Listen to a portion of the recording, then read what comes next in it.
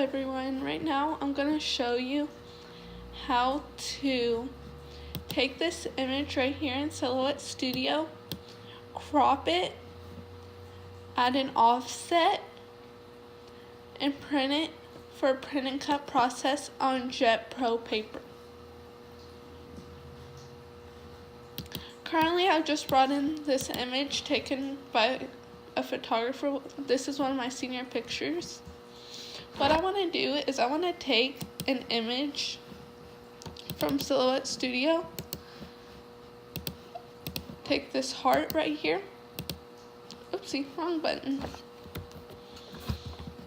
delete out the arrow, and I just want the heart.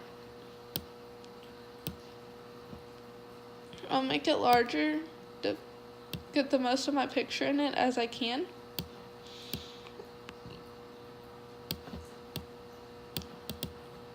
I'm going to select both the heart and the photo, making sure the heart is on top. Go over here to these little 3 lines. Oh, sorry, wrong one. This one, this little rectangle and circle right here, and click intersect.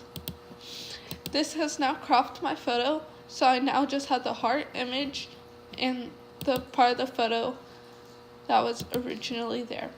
I would now click this little star on the end, offset, and I want my offset to be a little larger, probably about 0.4 and corner.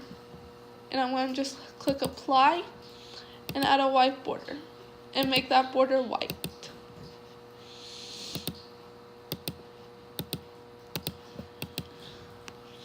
I don't really care for that, so I'm going to delete that out. It's just too thick for me. I think I am going to go with 0.125. I like that a lot better.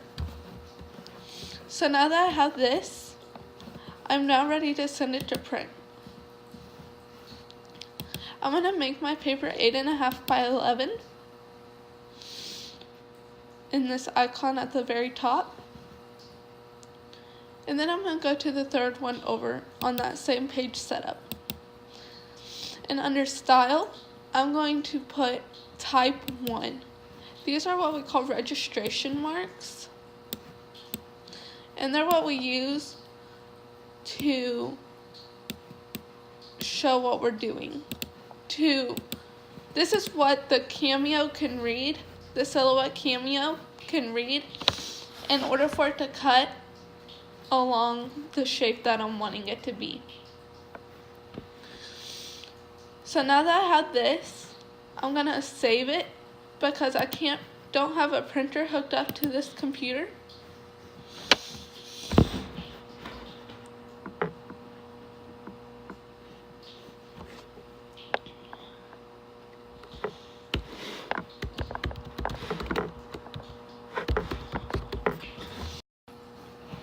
Alright, I now have my image printed. Now that I have it printed, I'm just going to go in to click send.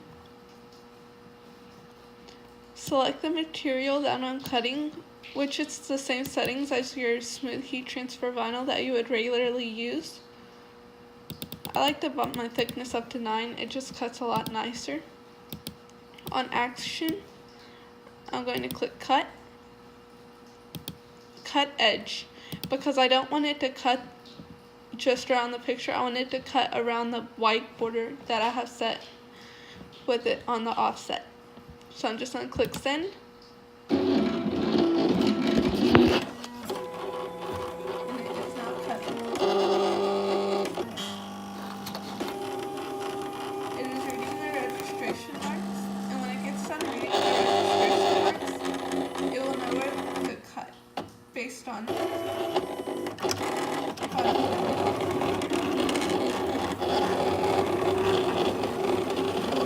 This is a very simple design that I've chosen to cut this time, although you can do a lot harder, more difficult designs as well. Now that I have my image cut on my silhouette, I'm now at my heat press, and I'm just going to peel it back, just like you would do normal weeding. And this stuff is a lot thinner than regular heat transfer vinyl, so you must be super careful to make sure you don't get it everywhere. I've now taken off my background that I no longer need, so I just have my image on my Jet Pro opaque paper. And I'm going to peel this image carefully off of the paper. And whenever you do something like this, you have to peel it very slowly and apply it very quickly. The reason behind peeling it quickly is because if you don't, your image is going to stick to your shirt before you want it to stick.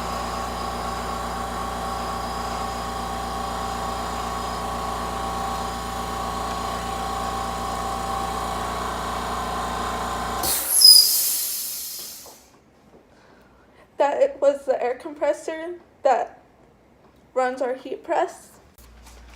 When doing the print and cut process, we must use a piece of parchment paper and layer it on top of our design.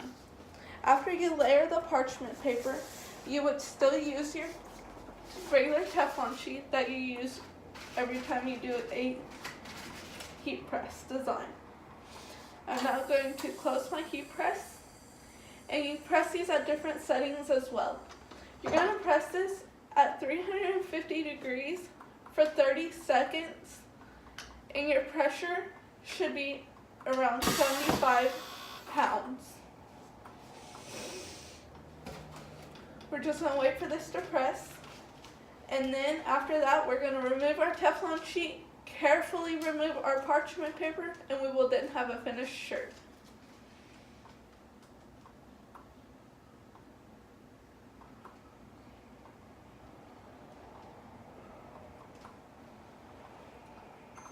The heat press is about to lift and turn around for us. Remove the Teflon sheet. Carefully remove your parchment paper. And the parchment paper can be reused.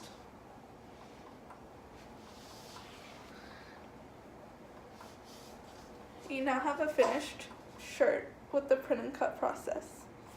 Sorry about the bad lighting, and I'll insert a picture at the end for a lot better picture. There we go, that's kind of better.